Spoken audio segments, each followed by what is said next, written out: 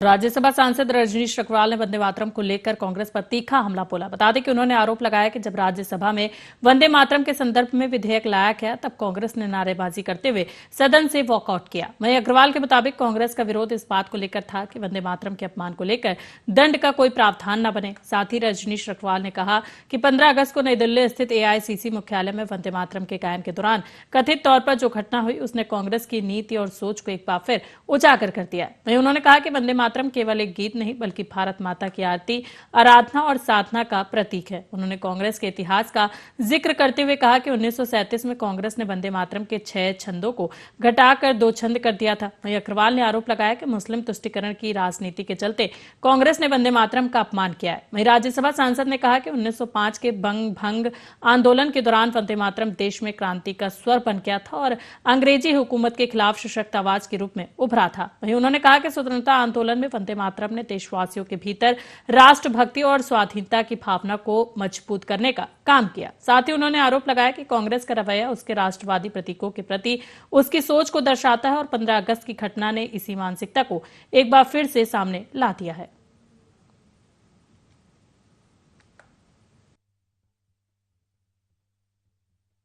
जब राज्यसभा में वंदे मातरम के संदर्भ में विधेयक आया था, राष्ट्रीय गौरव अपमान निवारण विधेयक, तब कांग्रेस हल्ला हंगामा और अजीब अजीब टाइप के नारे लगाकर सदन से बहिर्गमन कर गई थी, वॉकआउट कर गई थी, केवल इसलिए कि वंदे मातरम का अपमान होता रहे और उसको लेकर दंड का कोई प्रावधान ना बने।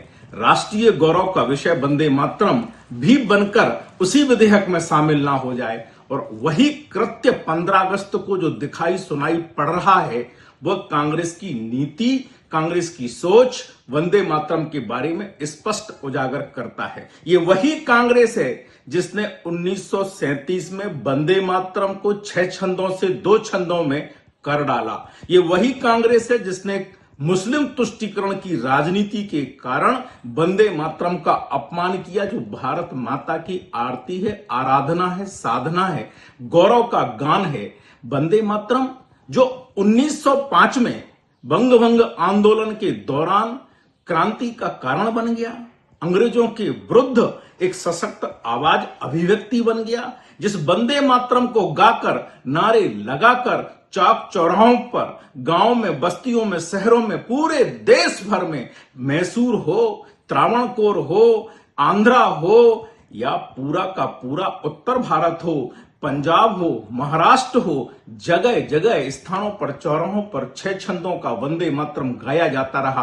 किसी को कोई आपत्ति नहीं थी। लेकिन जैसे ही जिन्ना की आवाज वंदे मातरम के विरोध में अक्टूबर 1937 को तेज होने लगी, नेहरू जी ने आनन फानन में अपने दुष्चक्र में वंदे मातरम को फंसाकर 6 छंदों से 2 छंदों का कर डाला और आज वही प्रवृत्ति कांग्रेस की दिखाई पड़ती है।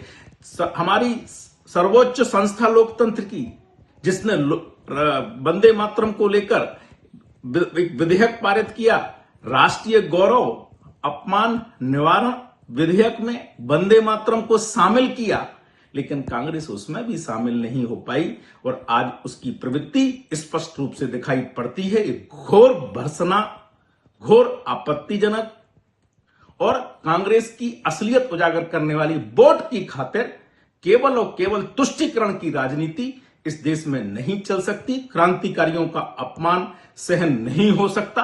लाखों क्रांतिकारी, लाखों स्वतंत्रता संग्राम सेनानी, लाखों नागरिक इस गान को गाकर लगातार देशभक्ति के ज्वार से जुड़ते चले गए और देश के लिए अपना बलिदान, अपनी ऊर्जा, अपना समय देते चले गए। ये उन सब का अपमान है, ये किसी को स्वीकार नहीं हो सकता।